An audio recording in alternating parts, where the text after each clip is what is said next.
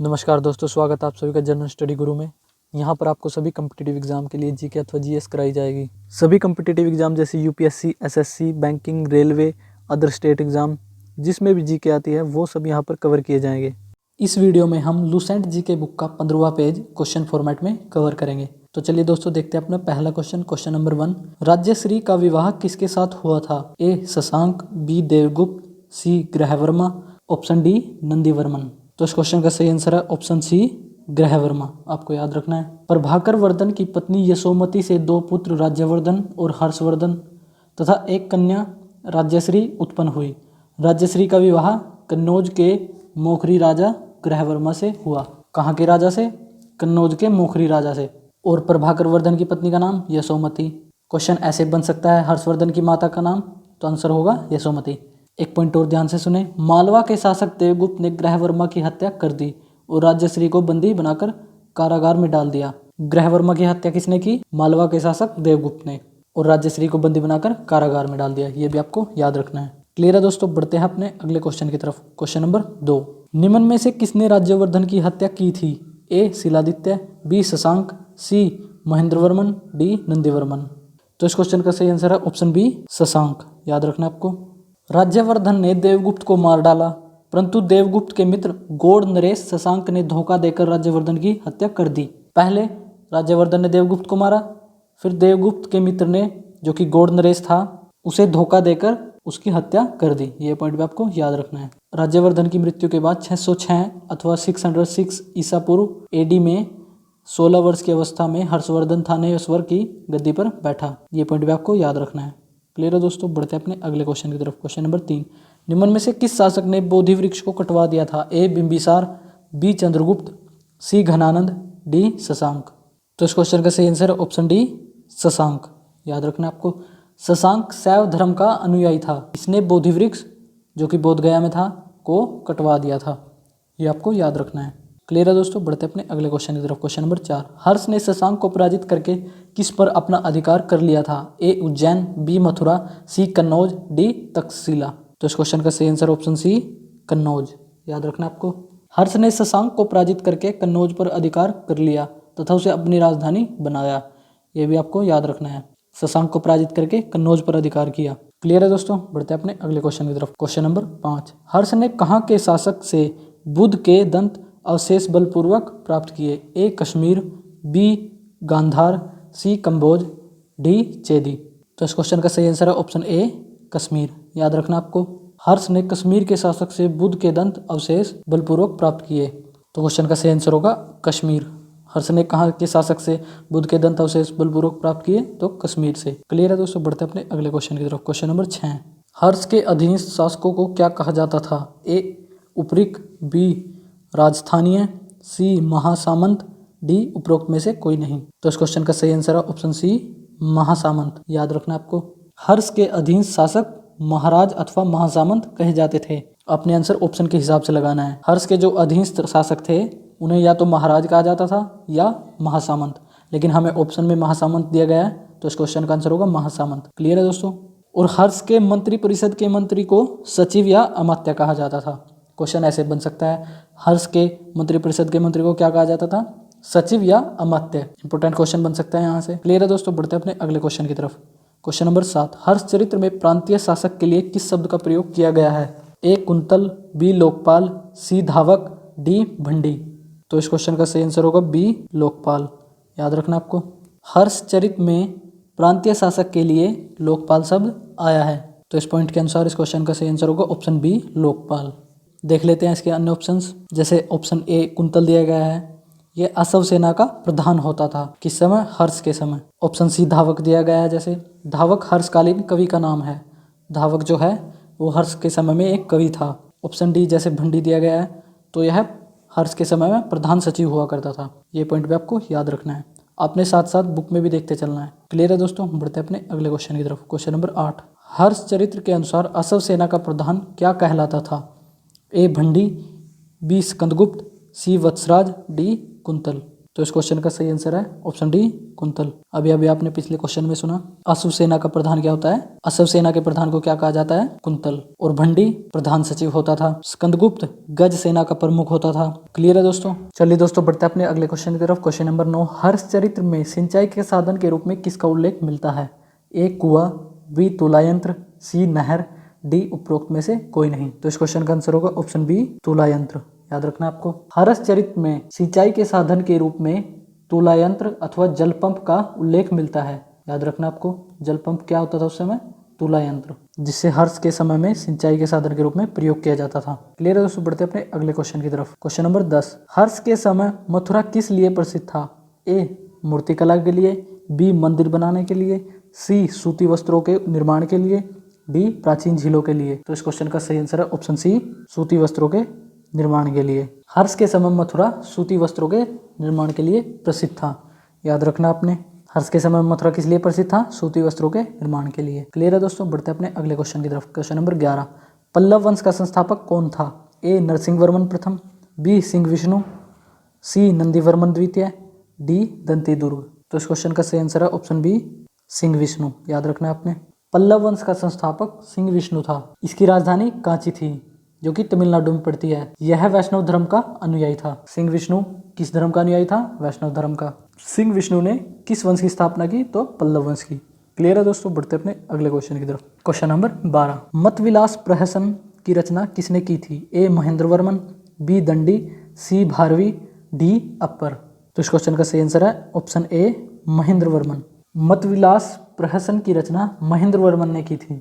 महेंद्रवर्मन शुरू में जैन मतावलंबी था, परंतु बाद में तमिल संत अप्पर के प्रभाव में आकर शैव बन गया। याद रखना आपको, महेंद्रवर्मन प्रारंभ में क्या था? जैन मतावलंबी, और बाद में किसके प्रभाव से शैव बन गया? तो अप्पर के प्रभाव से, जो कि एक तमिल संत थे। याद रखना आपको। बढ़ते अपने अगले क्वेश्चन की तरफ। क्वेश्चन नंबर 13, महाबलीपुरम के एकाशम मंदिर जिन्हें रथ कहा जाता है का निर्माण किस शासक ने करवाया था? ए नंदीवर्मन ने, बी ययाति केसरी, सी कृष्ण प्रथम ने, डी नरसिंहवर्मन प्रथम ने। तो इस क्वेश्चन का सही आंसर है ऑप्शन डी नरसिंहवर्मन प्रथम ने। याद रखना आपको। महाबलीपुरम के एकाशम मंदिर जिन्हें रथ कहा जाता है का निर्माण पल्लव राजा नरसिंहवर्मन प्रथम ने करवाया था। रथ मंदिरों की संख्या 7 है। कितनी संख्या है रथ मंदिरों की? 7।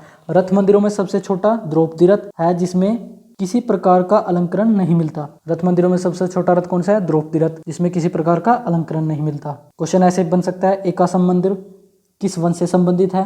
तो आंसर होगा पल्लव वंश। और किसने निर्माण करवाया? तो राजा नरसिंहवर्मन प्रथम ने। क्लियर है दोस्तों। बढ़ते हैं अपने अगले क्वेश्चन की तरफ। क्वेश्चन नंबर 14, रथ मंदिरों की संख्या कितनी है? ए 3, बी 5, सी 7, डी 9। तो इस क्वेश्चन का सही आंसर होगा ऑप्शन सी 7। याद रखना आपको, जैसे कि आपने पिछले क्वेश्चन में सुना, रथ मंदिरों की संख्या कितनी है? 7। सबसे छोटा रथ द्रौपदी रथ। क्लियर है दोस्तों। बढ़ते अपने अगले क्वेश्चन की तरफ। क्वेश्चन नंबर 15, वातपिकोंड की उपाधि किस शासक ने धारण की थी? ए नंदीवर्मन द्वितीय ने, बी सिंह विष्णु ने, सी नरसिंहवर्मन प्रथम ने, डी उपरोक्त में से कोई नहीं। तो इस क्वेश्चन का सही आंसर है ऑप्शन सी नरसिंहवर्मन प्रथम ने। वातपिकोंड की उपाधि नरसिंहवर्मन प्रथम ने की थी। याद रखना आपको। और इसी ने महाबलीपुरम के एकाशम मंदिर का निर्माण करवाया था। ये भी आपको याद रखना है। क्लियर है दोस्तों। बढ़ते अपने अगले क्वेश्चन की तरफ। क्वेश्चन नंबर 16, कांची के कैलाशनाथ मंदिर का निर्माण किस शासक ने करवाया था? ए राजेंद्र चोल, बी नरसिंहवर्मन द्वितीय, सी यशोवर्मन, डी कृष्ण प्रथम। तो इस क्वेश्चन का सही आंसर है ऑप्शन बी नरसिंहवर्मन द्वितीय ने। एक बार इस पॉइंट को ध्यान से सुने, जो कि नरसिंहवर्मन द्वितीय से संबंधित है। अरबों के आक्रमण के समय पल्लवों का शासक नरसिंहवर्मन द्वितीय था। एक क्वेश्चन तो ये बन गया, अरबों के आक्रमण के समय पल्लवों का शासक कौन था? तो नरसिंहवर्मन द्वितीय। उसने राजा सिंह, आगमप्रिय और शंकर भक्त की उपाधियां धारण की थी। और नरसिंहवर्मन द्वितीय ने कांची के कैलाशनाथ मंदिर का निर्माण करवाया, जिसे राज सिद्धेश्वर मंदिर भी कहा जाता है। क्वेश्चन ऐसे बन सकता है, राज सिद्धेश्वर मंदिर का निर्माण किसने करवाया? तो नरसिंहवर्मन द्वितीय ने। और राज सिद्धेश्वर मंदिर को और किस नाम से जाना जाता है? तो कैलाशनाथ मंदिर के नाम से। इसी मंदिर के निर्माण से द्रविड़ स्थापत्य कला की शुरुआत हुई। किस मंदिर के निर्माण से द्रविड़ स्थापत्य कला की शुरुआत हुई? तो कैलाशनाथ मंदिर के निर्माण से अथवा राज सिद्धेश्वर मंदिर के निर्माण से। क्लियर है दोस्तों। तो इस पॉइंट के अनुसार इस क्वेश्चन का सही आंसर ऑप्शन बी होगा। बढ़ते अपने अगले क्वेश्चन की तरफ। क्वेश्चन नंबर 17, 10 कुमार चरित्र के लेखक कौन थे? ए दंडी, बी बाणभट्ट, सी महेंद्रवर्मन, डी सिंह विष्णु। तो इस क्वेश्चन का सही आंसर होगा ऑप्शन ए दंडी। याद रखना आपको। 10 कुमार चरित के लेखक दंडी नरसिंह वर्मन द्वितीय के दरबार में रहते थे। तो इस पॉइंट के अनुसार इस क्वेश्चन का आंसर होगा ऑप्शन ए दंडी। क्वेश्चन ऐसे बन सकता है, लेखक दंडी निम्न में से किस राजा से संबंधित है? वो आपको कुछ ऑप्शंस दे देगा, लेकिन आंसर होगा नरसिंह वर्मन द्वितीय। क्लियर है दोस्तों? बढ़ते हैं अपने अगले क्वेश्चन की तरफ। क्वेश्चन नंबर 18, एलोरा के प्रमुख कैलाश मंदिर का निर्माण किस शासक ने करवाया था? ए ययाति केसरी, बी यशोवर्मन, सी राजा राज प्रथम, डी कृष्ण प्रथम। तो इस क्वेश्चन का सही आंसर है ऑप्शन डी कृष्ण प्रथम। एलोरा के प्रसिद्ध कैलाश मंदिर का निर्माण कृष्ण प्रथम ने करवाया था। ये आपको याद रखना है, very very important question. Krishna प्रथम किस वंश से संबंधित है? तो राष्ट्रकूट ने। क्वेश्चन परीक्षाओं में ऐसे पूछा जाता है कि एलोरा का प्रमुख कैलाश मंदिर किस वंश से संबंधित है? तो आंसर आता है राष्ट्रकूट। लेकिन क्वेश्चन इस प्रकार भी आ सकता है, एलोरा के प्रमुख कैलाश मंदिर का निर्माण किस शासक ने करवाया था? तो राष्ट्रकूट वंश के कृष्ण प्रथम शासक ने। ये आपको याद रखना है। क्लियर है दोस्तों? बढ़ते हैं अपने अगले क्वेश्चन की तरफ। क्वेश्चन नंबर 19, राष्ट्रकूट राजवंश के संस्थापक दंती दुर्ग की राजधानी कौन सी थी? ए काशी, बी मान्यखेत, सी कुशावती, डी मिथिला। दोस्तों ये क्वेश्चंस परीक्षा की दृष्टि से अति महत्वपूर्ण है, आपको सभी क्वेश्चन अच्छे से याद करने होंगे। तो क्वेश्चन नंबर 19 का आंसर होगा ऑप्शन बी मान्यखेत। राष्ट्रकूट राजवंश का संस्थापक कौन था? दंती दुर्ग। शुरुआत में राष्ट्रकूट कर्नाटक के चालुक्य राजाओं के अधीन थे। दंती दुर्ग की राजधानी मनकिर या मान्यखेत थी, जो कि वर्तमान का मालखेड़ सोलापुर के निकट है। ये भी आपको याद रखना है। राष्ट्रकूट राजवंश का संस्थापक कौन था? दंती दुर्ग। तो इस पॉइंट के अनुसार इस क्वेश्चन का सही आंसर होगा ऑप्शन बी मान्यखेत। क्लियर है दोस्तों? बढ़ते हैं अपने अगले क्वेश्चन पर। क्वेश्चन नंबर 20, निम्न में से कौन राष्ट्रकूट वंश का संस्थापक नहीं था? ए अपराजित वर्मन, बी कृष्ण प्रथम, सी ध्रुव, डी अमोघवर्ष। तो इस क्वेश्चन का सही आंसर है ऑप्शन ए अपराजित वर्मन। राष्ट्रकूट वंश के प्रमुख शासक थे जैसे कृष्ण प्रथम, ध्रुव, गोविंद तृतीय, अमोघवर्ष, कृष्ण द्वितीय, इंद्र तृतीय एवं कृष्ण तृतीय। ये आपको याद रखने हैं। क्वेश्चन के ऑप्शंस के अनुसार इस क्वेश्चन का सही आंसर होगा ऑप्शन ए अपराजित वर्मन, जो कि राष्ट्रकूट वंश का शासक नहीं है। क्लियर है दोस्तों? बढ़ते हैं अपने अगले क्वेश्चन की तरफ। दोस्तों ये कुछ अन्य इंपॉर्टेंट क्वेश्चन हैं, यहाँ से भी परीक्षाओं में क्वेश्चन पूछे जा सकते हैं। आपने वीडियो को अंत तक जरूर देखना है दोस्तों। अगर आपको वीडियो अच्छी लगे तो चैनल को सब्सक्राइब करें और वीडियो को लाइक करें। देखते हैं अपने अगला क्वेश्चन। क्वेश्चन नंबर 21, राजश्री का विवाह किसके साथ हुआ था? आंसर ग्रहवर्मा। राजश्री का विवाह किसके साथ हुआ था? ग्रहवर्मा के साथ, जो कि कन्नौज के मोखरी का राजा था। क्वेश्चन नंबर 22, शशांक किस धर्म का अनुयायी था? आंसर है शैव। शशांक शैव धर्म का अनुयायी था। क्वेश्चन नंबर 23, राजा हर्ष को किस नाम से जाना जाता था? आंसर है शिलादित्य। क्वेश्चन नंबर 24, हर्ष और पुलकेशन द्वितीय के बीच युद्ध किस नदी के तट पर हुआ था? आंसर है नर्मदा नदी के तट पर। हर्ष और पुलकेशन द्वितीय के बीच युद्ध नर्मदा नदी के तट पर हुआ, जिसमें हर्ष की पराजय हुई। याद रखना आपको, इस युद्ध में हर्ष की पराजय हुई थी। क्वेश्चन नंबर 25, हवेनसांग को क्या कहा जाता था? आंसर यात्रियों का राजकुमार, नीति का पंडित एवं वर्तमान शाक्य मुनि भी कहा जाता था। याद रखना आपको, हेनसांग को यात्रियों का राजकुमार, नीतियों का पंडित एवं वर्तमान शाक्य मुनि कहा जाता था। वह नालंदा विश्वविद्यालय में पढ़ने एवं बौद्ध ग्रंथ संग्रह करने के उद्देश्य से भारत आया था। परीक्षाओं में क्वेश्चन इस प्रकार पूछा जाता है कि हेनसांग किसके दरबार में आया था? तो आंसर होगा हर्षवर्धन। क्लियर है दोस्तों? क्वेश्चन नंबर 26, हर्षचरित और कादम्बरी की रचना किसने की थी? तो आंसर है बाणभट्ट ने। Very very important question. Question number 27, हर्ष के शासनकाल में ग्राम शासन के प्रधान को क्या कहा जाता था?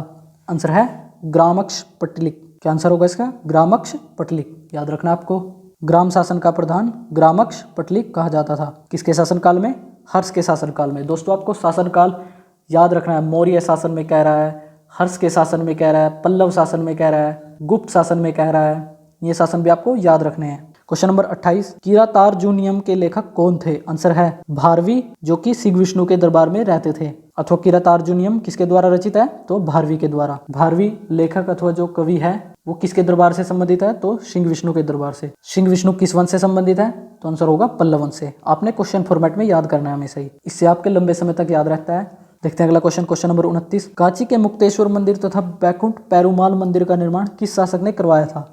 आंसर है नंदीवर्मन द्वितीय ने। क्वेश्चन नंबर 30, राष्ट्रकूट वंश का पहला शासक कौन था जिसने कन्नौज पर अधिकार करने हेतु त्रिपक्षीय संघर्ष में भाग लिया था? आंसर है राजा ध्रुव अथवा ध्रुव। ध्रुव राष्ट्रकूट वंश का पहला शासक था जिसने कन्नौज पर अधिकार करने हेतु त्रिपक्षीय संघर्ष में भाग लिया और प्रतिहार नरेश वत्सराज एवं पाल नरेश धर्मपाल को पराजित किया। ये भी आपको याद रखना है। त्रिपक्षीय संघर्ष था जिसमें ध्रुव, वत्सराज एवं धर्मपाल के बीच युद्ध चला अथवा संघर्ष हुआ।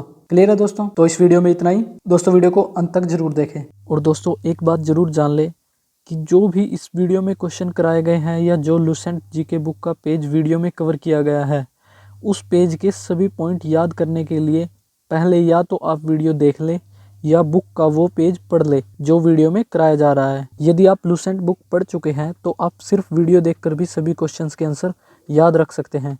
यदि आप लुसेंट जीके बुक शुरू कर रहे हैं तो आप पहले वह पेज पढ़ें जिसके वीडियो में क्वेश्चंस कराए जा रहे हैं और फिर वीडियो देख सकते हैं। इस प्रकार आपको जल्दी याद होगा। वीडियो में सभी क्वेश्चंस कवर किए गए हैं जो प्रीवियस ईयर एग्जाम में आए हैं और जहां से अगले आने वाले एग्जामों में क्वेश्चन बन सकते हैं, वो क्वेश्चन भी इस वीडियो में कवर किए गए हैं। इस प्रकार अगर आप याद करेंगे तो आप अपने आप को अन्य स्टूडेंट जो भी कॉम्पिटिटिव एग्जाम की तैयारी कर रहे हैं जिनमें जीके आती है, जीके के मामले में आप अपने आप को उनसे अलग पाएंगे। क्लियर है दोस्तों? तो आज के लिए बस इतना ही। नमस्कार दोस्तों।